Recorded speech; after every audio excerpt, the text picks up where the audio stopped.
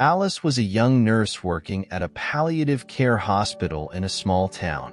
Known for her empathy and dedication, Alice had a special fondness for her elderly patients, many of whom suffered from degenerative diseases like Alzheimer's. For Alice, her job was not just a profession, but a calling. She believed that each patient had a unique and valuable story that deserved to be respected and cared for with dignity. One day, during a busy shift, Alice was informed that a new patient had been admitted to the hospital. He was an elderly man named Mr. Carlos, found wandering the streets without identification and visibly disoriented. Local authorities brought him to the hospital after he was seen in a park for several hours, unable to remember where he lived or his family. Mr. Carlos was confused and distressed, and the hospital decided to admit him while they tried to identify his relatives. Alice was assigned to care for Mr. Carlos. From the moment she saw him, she felt a special connection. He was a frail-looking man with gray hair and eyes that seemed to carry the weight of many untold stories. Mr. Carlos was clearly disturbed, often repeating words and names that made no sense to the medical staff. Over the first few days, Alice made every effort to make Mr. Carlos as comfortable as possible. She adjusted his diet to ensure he received proper nutrition and spoke to him in a soft and reassuring tone.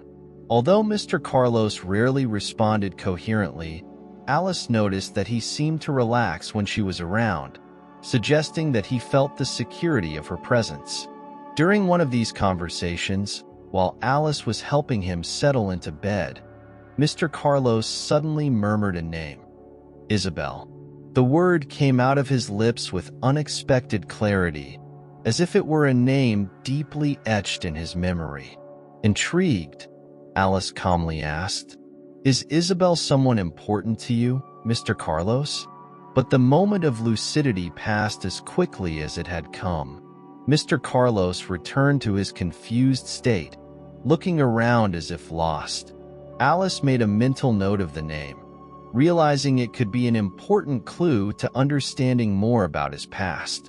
The next day, while cleaning Mr. Carlos's room, Alice found a curious object among his clothes, an old locket carefully hidden in the pocket of a coat.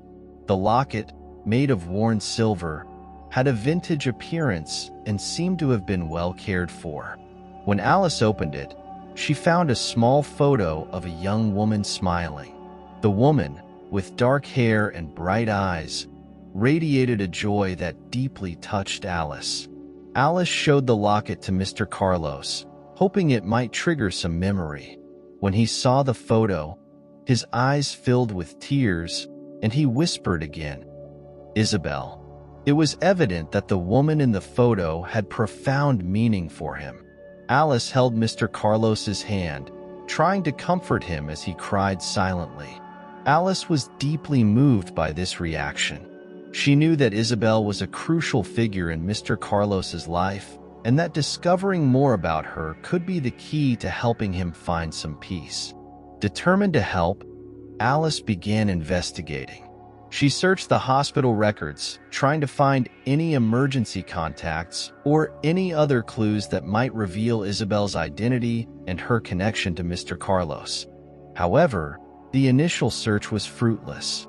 There were no records of relatives or contacts related to Mr. Carlos, and the local authorities had also been unable to find information about him. It was as if he had appeared out of nowhere, with no traceable past. Alice was undeterred. She firmly believed that everyone has a story and that Mr. Carlos's story deserved to be known. She spent hours at the hospital talking to him, trying to get more information, but Mr. Carlos's responses were always fragmented, mixed with confused memories and allusions to times and places Alice couldn't contextualize. Despite the challenges, Alice felt she was getting closer to something important. The name Isabel and the locket were her only clues, but they were also a window into a world of untold memories and stories. Alice knew she had to keep trying, not just because of her curiosity, but because she believed that uncovering Mr. Carlos's past could offer him comfort in his final days. Determined to help, Alice decided she needed to look outside the hospital. She began to consider the possibility that Isabel was a real person, perhaps still alive, or someone whose memory could help bring peace to Mr. Carlos. Alice was willing to go beyond the limits of her job to find the answers, even if it meant an uncertain journey to uncover a buried past. Thus, with the name Isabel engraved in her mind and the locket kept as a precious relic, Alice began planning her next steps. She was about to embark on a journey of discovery that would reveal not only Mr. Carlos's story, but also secrets from the past that no one could have predicted. With the name Isabel and the locket as her only clues, Alice found herself determined to learn more about Mr. Carlos's past. Feeling that she was starting to unravel a mystery, she began to delve deeper. During her breaks at the hospital, Alice accessed the internet to search for any mention of a Mr. Carlos or a woman named Isabel. However, the information available was sparse and scattered, making the search even more challenging. Alice also tried talking to Mr. Carlos, hoping he could provide more details. In one of the rare moments of lucidity, he mentioned disjointed words like square, flowers, and sea, but couldn't explain the context or meaning of these words. Alice realized that these memories, though fragmented, could be valuable clues to understanding Mr. Carlos's past. Determined not to give up, Alice shared her concerns and findings with the hospital staff, including Dr. Enrique, the doctor in charge of Mr. Carlos's treatment. Though sympathetic, Dr. Enrique reminded Alice of the limitations of dealing with advanced Alzheimer's patients. He emphasized that many of Mr. Carlos's memories could be distorted or mixed with fictions created by his mind. Still, Alice felt there was something real in Mr. Carlos's words. She decided to investigate further, using all the tools at her disposal. She made a list of words and names that Mr. Carlos had mentioned and started trying to connect them. Alice also searched the city for places that could be related to the vague descriptions given by Mr. Carlos, such as a square or a flower market. During one of these searches, Alice found a small flower shop in the city called Flor de Isabel. The name immediately caught her attention, and she decided to enter and speak with the owner, a friendly old man named Mr. Joao. Alice explained her situation and asked if the shop's name had any connection to a woman named Isabel. Mr. Joao, surprised by the coincidence, said that the shop was named in honor of his grandmother, who was also named Isabel. She had been a talented and beloved florist in the community. However, he didn't know if there was any connection to Mr. Carlos or the locket Alice described. Despite the lack of a clear connection, Alice felt she was on the right track.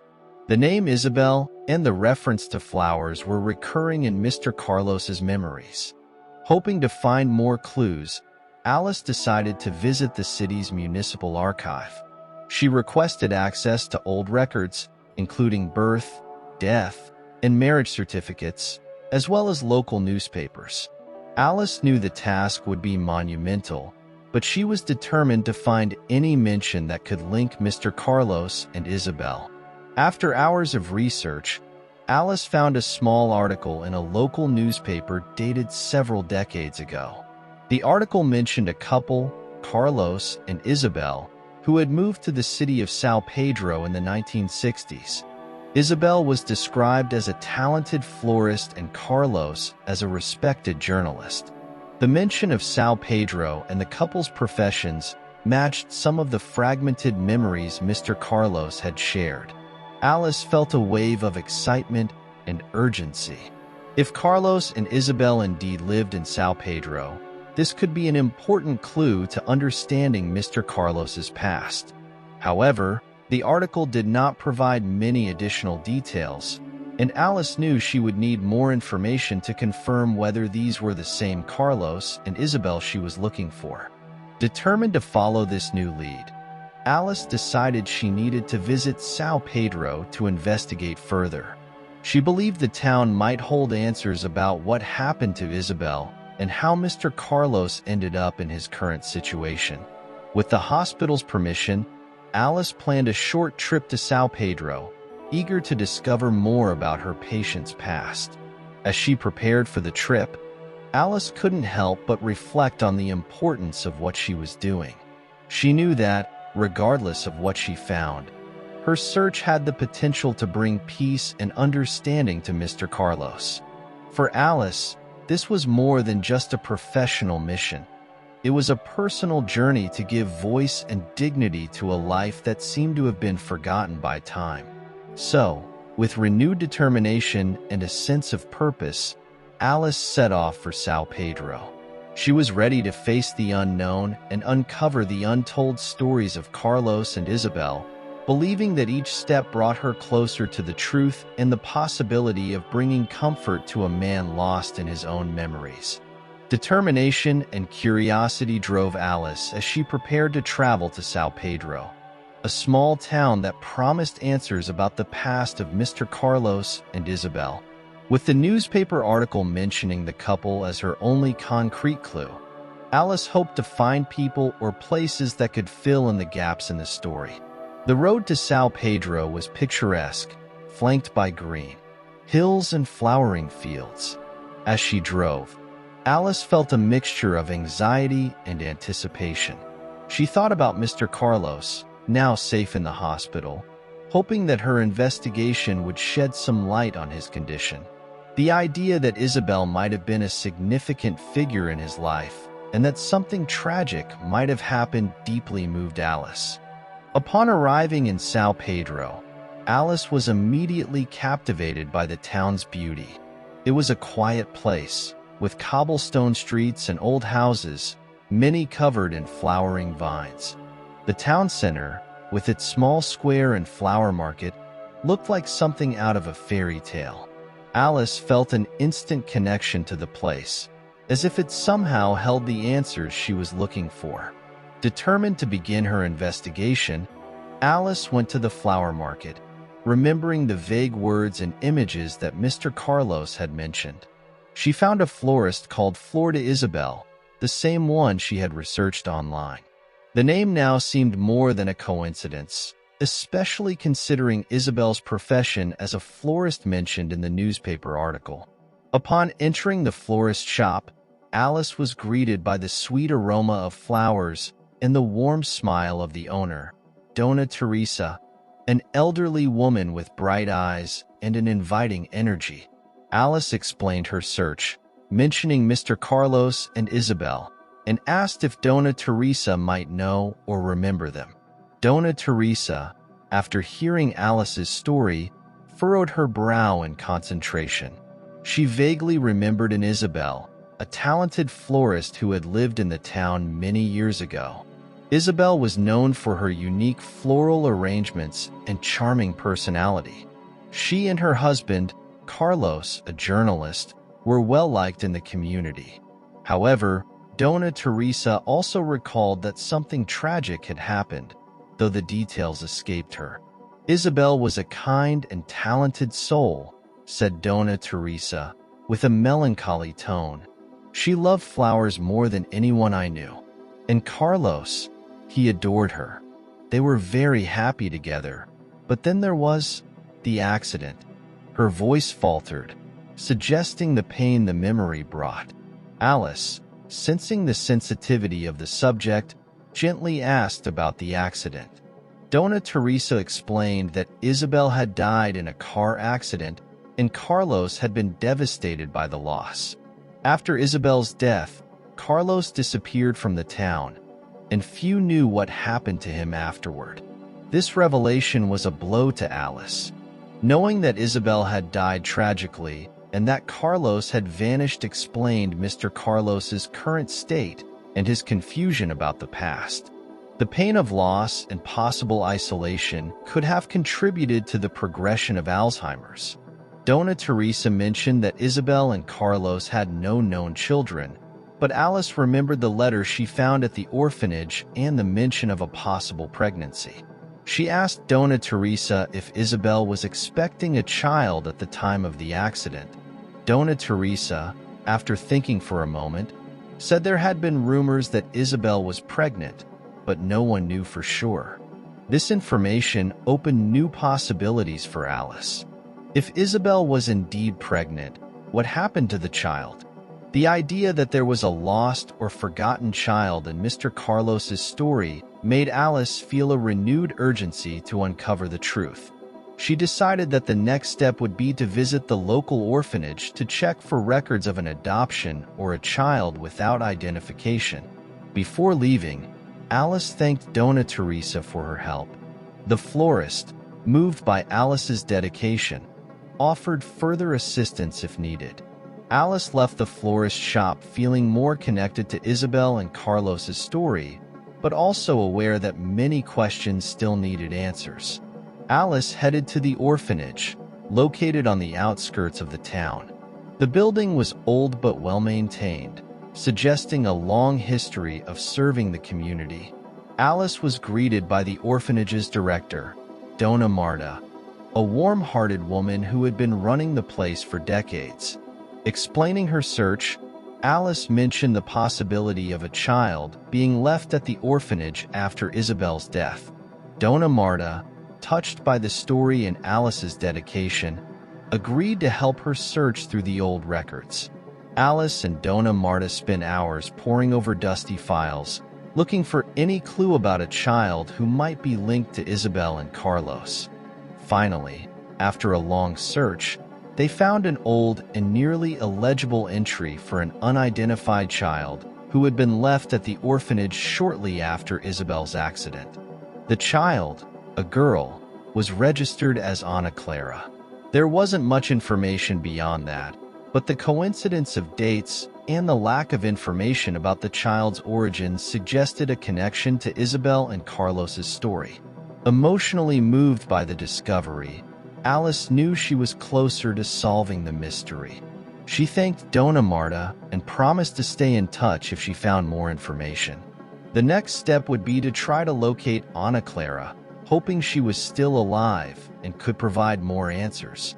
As she left São Pedro, Alice reflected on how much she had discovered and how much there was still to uncover. She was determined to find Ana Clara and bring some clarity and peace to Mr. Carlos. The journey was far from over, but each step brought her closer to the truth. With the discovery of the name Ana Clara in the orphanage's record, Alice was more determined than ever to uncover the past of Mr. Carlos and Isabel. The possibility that Isabel had been pregnant and that the child had been left at the orphanage after the accident opened a new dimension in the story, one that Alice felt was crucial for Mr. Carlos's peace. She needed more information to connect all the dots and understand what had happened to Ana Clara. Alice decided to return to the library in São Pedro, where she hoped to find more details in civil records and old news articles. The library, a historic building with colonial architecture, was a true Aladdin's cave of information, with tall shelves filled with books and old documents. Donna Helena, the experienced and friendly librarian, was more than willing to assist Alice in her search. Donna Helena led Alice to a section of old archives where records of births, deaths, and adoptions, as well as local newspapers, were stored. Alice knew she was in a race against time. Information in physical records could be fragmented or incomplete, especially if the records were old. However, she was determined to find any mention of Ana Clara or any significant event related to Isabel and Carlos. As they pored over the documents, Alice found a newspaper article dated a few days after Isabel's accident. The article not only reported the accident, but also discreetly mentioned that Isabel was pregnant at the time of her death. This confirmation was essential, but it also raised more questions about what had happened to the child. Alice decided to focus on adoption records. She hoped to find some document that confirmed that the girl, Ana Clara, was officially adopted after being left at the orphanage. The records, however, were confusing and incomplete. There were many cases of children registered with minimal information, and the bureaucracy of the time made it difficult to track adoptive families. As Alice combed through the files, she found a crucial clue: an adoption note for a girl named Anna Clara, dated a few months after Isabel's accident. The note mentioned that the child had been adopted by a family in a nearby town. However, the surname of the adoptive family was smudged and illegible, making precise identification difficult. Alice felt a mix of frustration and hope. She was so close to an answer but still missing essential pieces. Determined not to give up, Alice asked Donna Helena for help in deciphering the smudged surname. They used magnifying glasses and even a small light to try to see the letters, but time and the age of the document made reading difficult. However, with great effort, Alice managed to discern some letters that seemed to form the name Ferreira. This gave her a new direction to pursue. With the possible surname Ferreira, Alice decided to expand her search to include resident records from the city and the nearby town mentioned in the adoption note. She hoped that, by combining names and dates, she could find Ana Clara, now an adult, and possibly connect her to Mr. Carlos. Back at the hospital, Alice shared her findings with Mr. Carlos, who had a moment of clarity when he heard the name Ana Clara. He murmured something about finding my girl, suggesting that he knew about the existence of the daughter and that there had been some effort to find her or connect with her. This moment of recognition was emotional for Alice, who felt the depth of the love and pain that Mr. Carlos must carry. Alice also spoke with Dr. Enrique, updating him on the situation and discussing the potential emotional impact these discoveries could have on Mr. Carlos. Dr. Enrique advised caution, highlighting Carlos's mental fragility, but acknowledged the potential importance of bringing some closure or clarity to the patient. Alice then decided that her next step would be to visit the nearby town where Ana Clara's adoption had supposedly taken place. She planned to visit the registry offices and talk to local residents who might remember the adoption of a child with the surname Ferreira. Alice knew that the chance of finding Ana Clara was slim, but she was committed to following every lead to the end. Before setting off on this new phase of the investigation, Alice felt the need to reflect on the journey so far. Each step seemed to lead to new revelations and a deeper understanding of what Mr. Carlos had gone through. She was determined to bring some form of peace to him, even if it was simply confirming that his daughter was well and living a full life.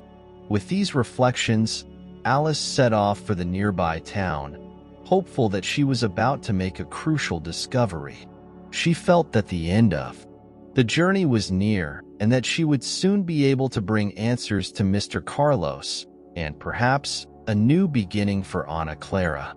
The weight of this responsibility was heavy, but Alice was willing to bear it, motivated by the desire to give voice and dignity to stories that had been forgotten by time.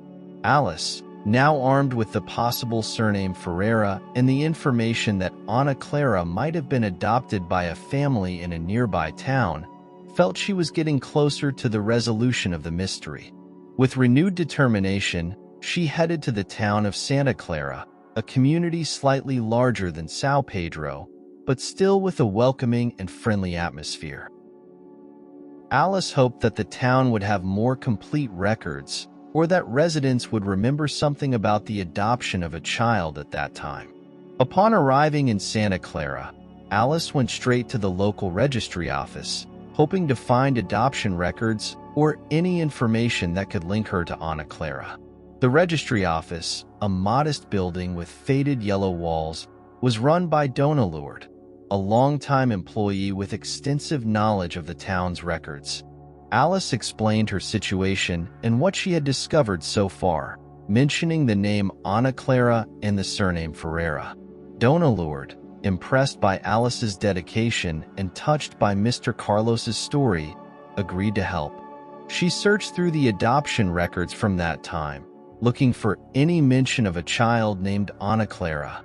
After some time, they found an adoption record that matched the available information. A girl named Ana Clara Ferreira, adopted by a couple named João and Maria Ferreira. The record indicated that Ana Clara was about 2 years old at the time of the adoption, which coincided with the period shortly after Isabel's accident. Alice felt a wave of emotion and relief. She had found a crucial link that could finally connect Ana Clara to Mr. Carlos.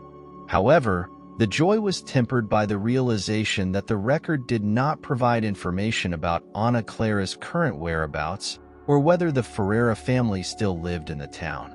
Alice thanked Dona Lourdes for her help and decided that the next step would be to try to locate the Ferreira family. She visited the town hall and spoke with some older residents, hoping that someone might remember the family. After several frustrating attempts, Alice finally found a lead. A woman named Dona Margarita, who remembered a Ferreira family that had lived in the town for a few years before moving to a neighboring town called Nova Esperança. Dona Margarita remembered Ana Clara as a cheerful and curious child who loved playing with flowers and spent a lot of time in her garden. This description reminded Alice of Isabel, and she wondered if Ana Clara had inherited her biological mother's love for flowers. Dona Margarita also mentioned that the Ferreira family had moved suddenly, raising more questions about the reasons for the move and what might have happened to them since then. With the new lead, Alice decided she needed to head to Nova Esperança. She knew that each move brought her closer to Ana Clara, but she was also aware that time was of the essence. Mr. Carlos's health was declining, and Alice wanted to ensure that he had the chance to meet his daughter, or at least know that she was well. On the journey to Nova Esperança, Alice reflected on what she had learned so far. The story of Isabel and Carlos, filled with love, loss, and mystery, had become a personal mission for Alice. She felt a deep responsibility to bring some closure for Mr. Carlos and possibly for Ana Clara. The thought that Ana Clara might never have known her true origins or her biological parents' love weighed heavily on Alice's mind. Upon arriving in Nova Esperança, a town with a small and close-knit community, Alice headed again to the local registry office. The registry office, though small, was efficient, and the clerk, Dona Clara, was extremely helpful. Alice explained her mission and asked if there was any record of the Ferreira family in the town. Dona Clara, upon hearing the name Ferreira, remembered seeing the name in recent records. She checked the files and found an entry for an Ana Clara Ferreira, who had recently gotten married. The information was a relief for Alice, who now knew that Ana Clara was alive and, apparently, well. Dona Clara provided Alice with Ana Clara's new residence address, a small apartment in the town center. Alice felt a mix of nervousness and hope as she headed to the provided address. She knew that this meeting could change everything for both Ana Clara and Mr. Carlos. Upon arriving at the building, a modest but well-kept structure, Alice took a deep breath and rang the doorbell of Ana Clara's apartment.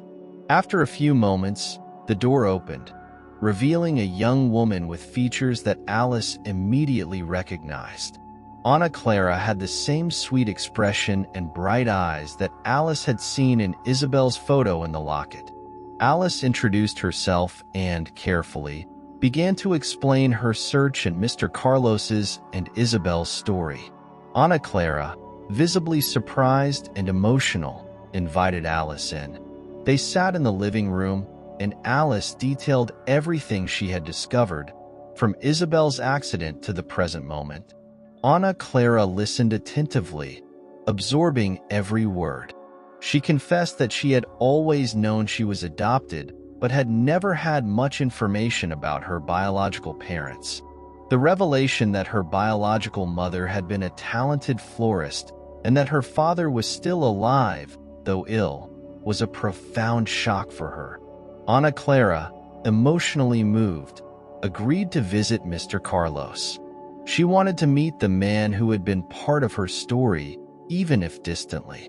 Alice, relieved that Ana Clara was willing to make this connection, arranged the visit for the following day. As Alice left the apartment, she felt a sense of fulfillment. She had managed to find Ana Clara and was about to reunite two lives that had been separated by fate. Alice knew that the meeting could be a moment of healing for all involved, and she hoped it would bring some comfort to Mr. Carlos in his final days. On the morning of the meeting between Ana Clara and Mr. Carlos, Alice was anxious and hopeful. She knew the moment would be emotionally charged for both of them. For Ana Clara, it was an opportunity to learn more about her origins and perhaps find a missing piece of her identity. For Mr. Carlos, it was a chance to finally reconnect with his daughter, a connection he had lost long ago. Alice arrived at the hospital earlier than usual to prepare for the meeting. She spoke with the medical team and Dr. Enrique about the plan for the day, ensuring that Mr. Carlos was comfortable and prepared for the visit. Dr. Enrique expressed caution, reminding Alice that, due to Mr. Carlos's Alzheimer's condition, the meeting could be confusing for him. However, he also acknowledged the potential therapeutic value of a family reunion. Ana Clara arrived at the hospital accompanied by her husband, João, a gentle and supportive man who helped her stay calm. Ana Clara was visibly nervous, but also curious and eager to meet Mr. Carlos. Alice welcomed her with an encouraging smile and led her to the room where Mr. Carlos was. Upon entering the room, Ana Clara saw Mr. Carlos sitting in a chair near the window, looking out. The morning sun illuminated the room, creating a serene atmosphere.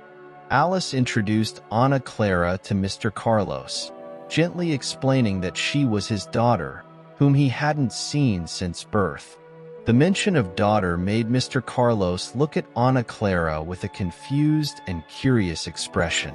Ana Clara slowly approached, feeling a mix of emotions. She knelt beside Mr. Carlos and called him softly. "Dad, it's me, Ana Clara," she said, holding his hand. Mr. Carlos looked at her for a long moment, his eyes filling with tears. He seemed to struggle to piece together the memories in his mind. Suddenly, a look of recognition and surprise crossed his face. He murmured, almost inaudibly, "Isabel?" Ana Clara, emotional, nodded affirmatively. Alice watched in silence, feeling the weight of the moment. Mr. Carlos began to speak. His words were fragmented but full of emotion. "Isabel, our girl, I didn't know. I tried," he said, as tears streamed down his face. Ana Clara, with tears in her eyes, squeezed Mr. Carlos's hand. "It's okay, Dad. I'm here now," she said, her voice trembling with emotion. Alice watched, feeling a deep sense of fulfillment and peace. She knew that this moment was everything she had worked for. The journey to find Ana Clara and reunite the family, even if symbolically, had been successful. The reunion was a powerful demonstration of unconditional love and the healing power it brings. After the meeting, Ana Clara spent more time with Mr. Carlos, sharing stories from her life and talking about her own dreams and aspirations. She wanted him to know that, despite not having the chance to grow up with him and her mother, she felt their love in every word of the diary. João, her husband, also shared how Ana Clara had a passion for flowers, a clear connection to Isabel that seemed to have been passed down genetically. For Mr. Carlos, these moments were deeply meaningful. Although his Alzheimer's condition meant that he couldn't always focus or remember all the details, there were moments of clarity where he seemed to recognize and appreciate his daughter's presence. The visit left a lasting impression on him, providing a peace he hadn't felt in many years. The impact of the reunion was felt not only by Mr. Carlos and Ana Clara, but also by Alice. For her, the success in reuniting the family was a validation of her dedication and empathy as a nurse. She realized that her work went beyond medical care. It was also about connecting people, healing emotional wounds, and giving meaning to the lives of those under her care. In the following days, Alice noticed a positive change in Mr. Carlos. Although his physical and cognitive condition continued to decline, there was a serenity in his presence. He seemed calmer and less agitated, as if the reunion with Ana Clara had lifted a weight he had been carrying for a long time. Ana Clara and João continued to visit Mr. Carlos regularly. They brought photos, shared more stories, and even brought flowers from Ana Clara's garden, which she had planted in honor of her mother. Each visit was an opportunity to strengthen their connection and honor the memory of Isabel. Alice, witnessing these moments, felt grateful to have had the opportunity to be part of something so meaningful. She knew that these experiences were changing not only the lives of Mr. Carlos and Ana Clara, but also her own. The reunion was a powerful reminder of the importance of love and connection, even in the most difficult moments. With Isabel's diary providing a window into the past, the reunion between Ana Clara and Mr. Carlos not only healed old wounds, but also opened doors to a brighter future. For everyone involved, this event was a catalyst for change and deep reflection. In the following days, Ana Clara and João dedicated themselves to spending more time with Mr. Carlos, creating a new routine of regular visits to the hospital. These visits were not just moments of connection, but also of creating new memories. They brought photos of their life, showing Mr. Carlos how Ana Clara had grown into a strong and independent woman. Each photo, each story, was a way to fill in the gaps left by absence and illness. Ana Clara also brought fresh flowers to Mr. Carlos's room, creating a small garden of memories. She chose flowers that Isabel had mentioned in her diary as her favorites, including lilies, roses, and daisies. Mr. Carlos, even in his moments of greatest confusion, seemed to find comfort in the presence of the flowers, a tangible connection to Isabel and the past he remembered fragmentarily. Meanwhile, Alice continued to play a crucial role in caring for Mr. Carlos. She closely monitored his health, ensuring that he was comfortable and well cared for. More than that, Alice became a friend to Ana Clara and João, offering emotional support and a listening ear. She felt deeply gratified to see how her dedication had helped bring peace and clarity to everyone. During one of these visits, Ana Clara read more passages from Isabel's diary. In one particularly touching entry, Isabel wrote about her hopes for Ana Clara's future. She expressed her wish for her daughter to grow up knowing she was deeply loved and that, even in difficult times, love and kindness would always be a guiding light. For Ana Clara, these words were a powerful reminder of her mother's legacy, one she was determined to honor. Reading the diary also prompted Ana Clara and João to reflect on their own lives and what they wanted for the future. They discussed the possibility of moving to a house with a large garden, where Ana Clara could grow the flowers her mother loved so much. This new space would be a place of remembrance and celebration of Isabel and Carlos's lives, and a place where Ana Clara could continue to explore her passion for gardening, a passion clearly inherited from her mother. For Mr. Carlos, though the illness continued to progress, there were moments of lucidity when he expressed gratitude for being surrounded by his family. He spoke tenderly of Isabel and showed pride in Ana Clara. Although his words were often confused, the sentiment was clear. He was at peace. The reunion with Ana Clara and the knowledge that she was well and happy brought him a comfort he had not felt in years. In the hospital, The story of Mr. Carlos and Ana Clara touched the hearts of many.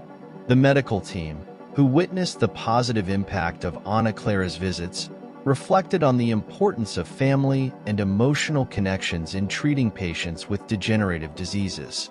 Alice, in particular, felt that her compassionate and personalized approach had been crucial to Mr. Carlos's well-being. As the days passed, Mr. Carlos's health began to decline more rapidly.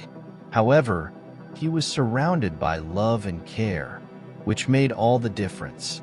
In his final days, Ana Clara and João stayed by his side, holding his hand and speaking of the future he had helped inspire, even unknowingly. Mr. Carlos, feeling the love and presence of his daughter, passed away peacefully, leaving behind a legacy of love, memories, and a reconnection that transcended time and illness. After Mr. Carlos's death, Ana Clara, João, and Alice held a small ceremony in his honor. They planted a tree in the garden Ana Clara had created as a symbol of renewal and continuity. The tree, surrounded by flowers, would be a permanent reminder of Isabel and Carlos's love and the impact their story had on everyone involved. For Ana Clara, the experience was transformative. She had found more than just answers about her past. She had found a new family, a new understanding of herself, and a new purpose. Ana Clara decided to continue honoring her parents' memory, not just through the garden, but also by getting involved in community activities that promoted care and compassion for the elderly and people with Alzheimer's. Alice, reflecting on the entire journey, felt a deep sense of fulfillment. She had learned valuable lessons about the importance of treating each patient as a complete human being with a unique story and legacy. The experience reinforced her vocation as a nurse and motivated her to continue working with compassion and empathy. Alice knew that the story of Mr. Carlos and Ana Clara was a powerful reminder that, even in the most challenging times, there is always room for love, reconnection, and healing. And so, as the tree in Ana Clara's garden began to grow and bloom, everyone involved moved toward new beginnings, carrying with them the lessons and legacies of love they had discovered together. The story of Mr. Carlos and Isabel, of loss and reunions, would continue to live in the hearts of those touched by it, serving as a beacon of hope and inspiration for the future.